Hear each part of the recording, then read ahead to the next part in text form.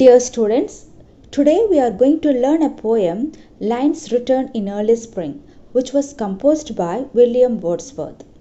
Do you have the habit of going for a leisurely walk? How do you feel when you found yourself surrounded by lush green plants and chirping of birds, when you see waterfalls and meadows, grassy surface of lakes? It may be difficult to put the beauty into words.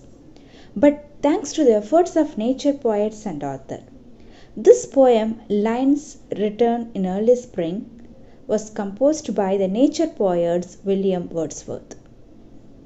William Wordsworth was born on 7th April 1717 and he was died 23rd April 1850.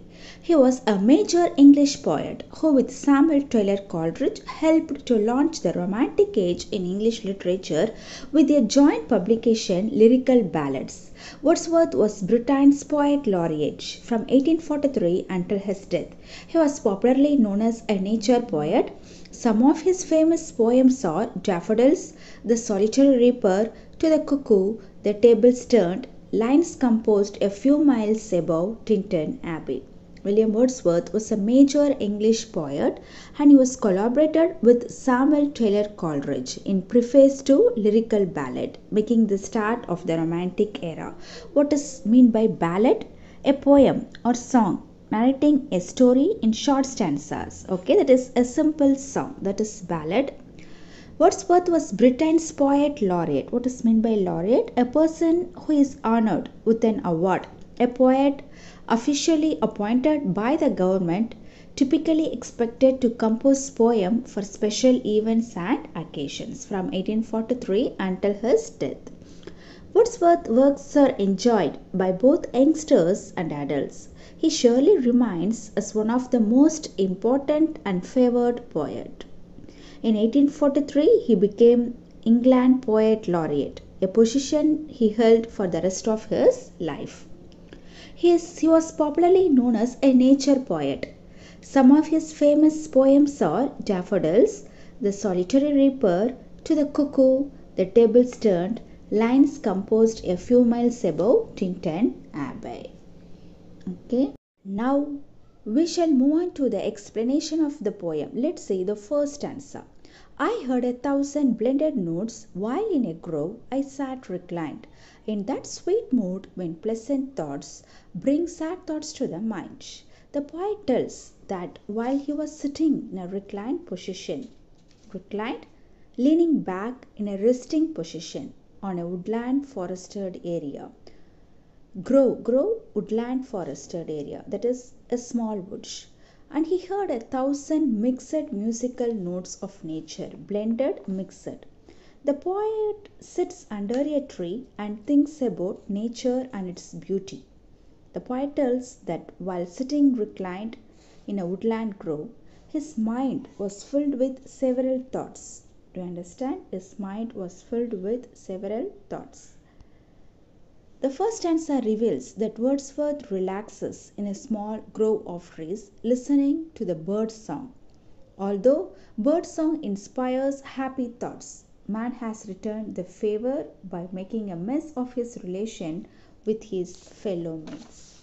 So in that sweet mood, the happy feeling, the happy thoughts also reminded him of sad thoughts.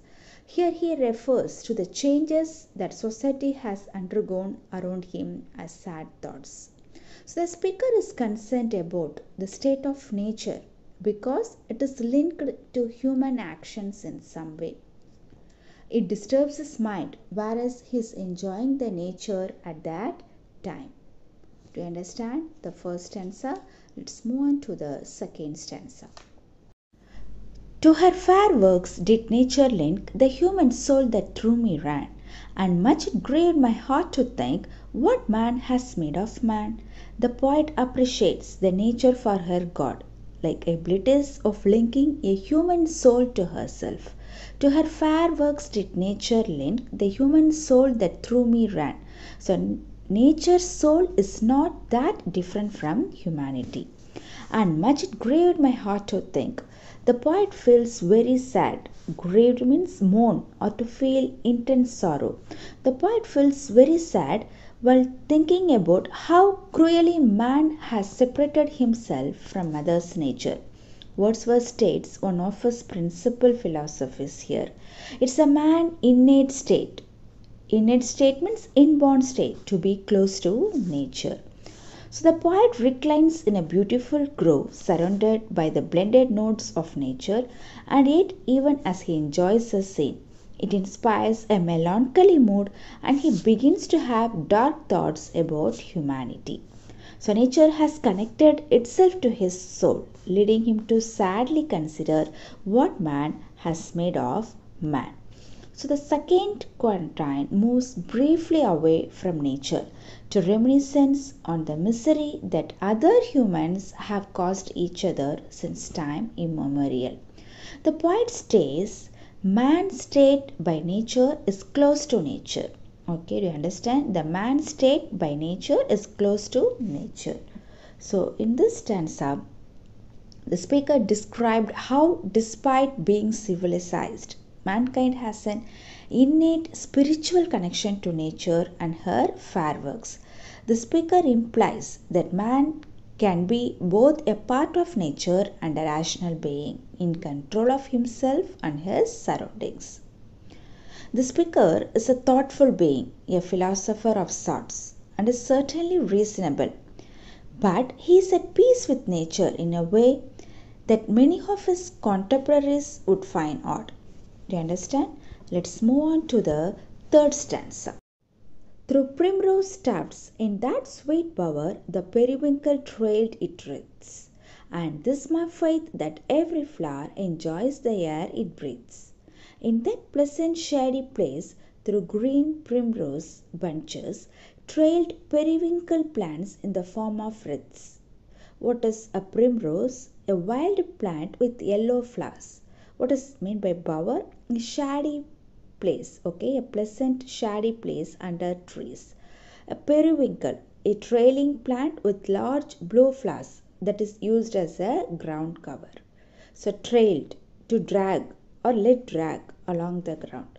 So in that pleasant shady place through green primrose bunches trailed periwinkle plants in the form of wreaths. Wreaths means circles.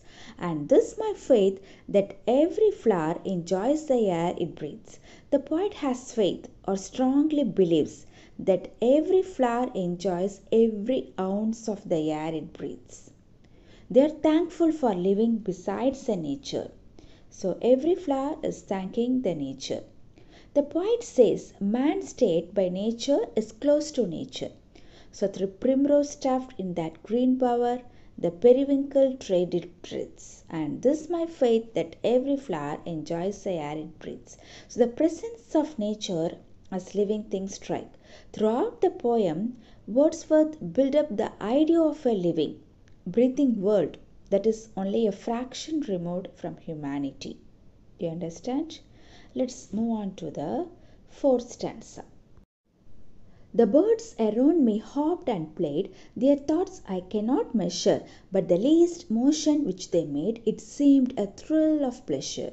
So in this stanza, the birds around the poet sang, hopped and played.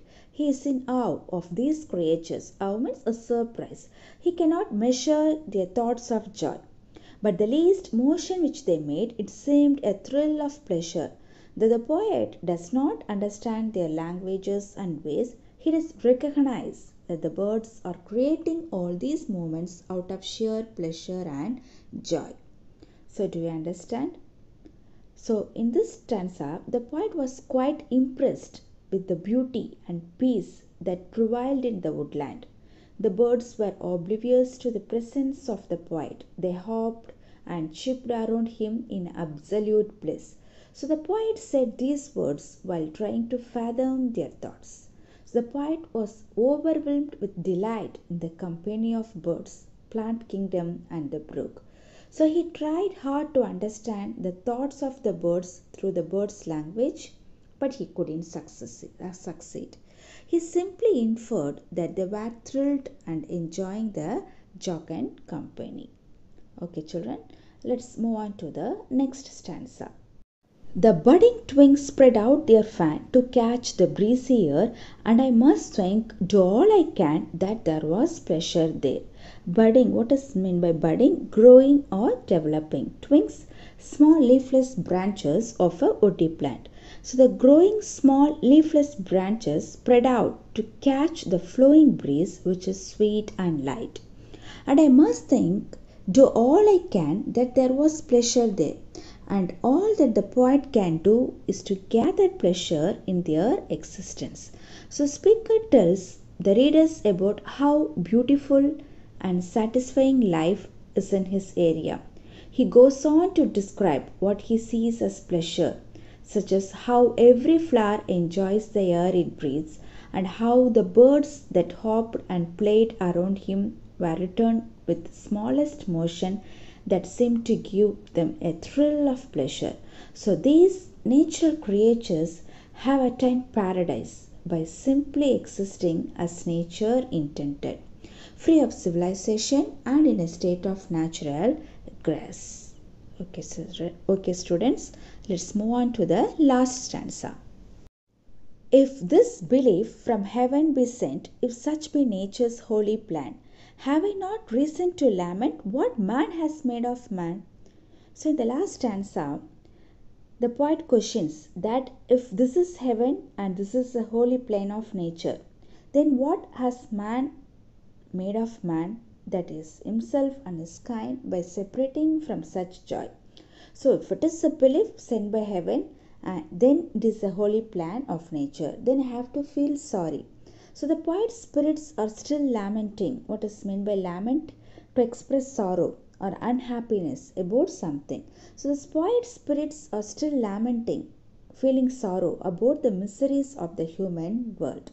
So the poet questions that if this is heaven and this is the holy plane of nature, then what has man made of man? That is himself and his kind of separating from such joy. So at the end of the poem, the poet looks more closely at the seemingly jubilant birds, plants, and other creatures of nature, trying to decide whether or not they are really full of pleasure. He decides that they are.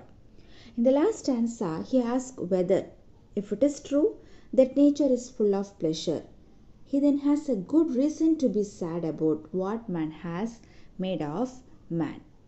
So the poet William Wordsworth was inspired by a small woodland grove, a landscape of beauty. He came upon this spot when walking near Alfred village. While sensing the blissful mood and happiness of birds, plants, creepers, and the murmuring brook, he juxtaposed what humans did to their kind in Napoleonic wars, and amidst happy nature couldn't help feelings to the people. So do you understand? So in the final stanza of Lines Written in Early Spring describes the poem's main theme. The speaker suggests that all people can give and take from nature, and he condemns those who harm it because their actions can also harm their civilization. Nature is depicted as the center of life in this description. Do you understand? Let's move on to the... Now let's learn the summary of the poem Lines Written in Early Spring. William Wordsworth presents the natural world of birds and flowers as one of calm agreement and pleasure, contrasted with the implied failure of mankind to live up to such a model. What precisely man has made of what man is unstated, and that's probably for the best to explicit about how Wordsworth feels man has failed his fellow men, whether through allowing his fellow humans to starve from poverty and exploitation or through reverting to savage violence. The poem was written against Napoleonic wars, which followed on the hot heels of the Reign of Terror. This poem signals the start of Romantic era and is included in Preface to Lyrical Ballads. It also signals the beginning of Platonic relationship between S.T. Coleridge and William Wordsworth. The poem is in a form of ballad consisting of 6 quatrains. The rhyming scheme is AB, AB. In the first quatrain, the divinity of nature is revealed in the phrase 1,000 blended notes, implying almost a pervasive presence of nature akin to omnipresence of God. In the second quatrain, moves briefly away from nature to reminiscence on the misery that others humans have caused each other since time immemorial. So the poet says, man state by nature is close to nature. Through primrose tuft in that green bower, the periwinkle trailed drifts, and this my faith that every flower enjoys the air it breathes. So the presence of nature as living thing strikes. Throughout the poem, Wordsworth builds up the idea of living, breathing world that is only a fraction removed from humanity. The hopping birds, the budding twigs enjoy their being there. The plants, creepers and birds fulfill nature's holy plan of living in harmony with one another. But the poet is quick to add, having no reason to lament what man has made of man. Throughout the poem, there was an attempt made by nature to heal the injured soul of the poet.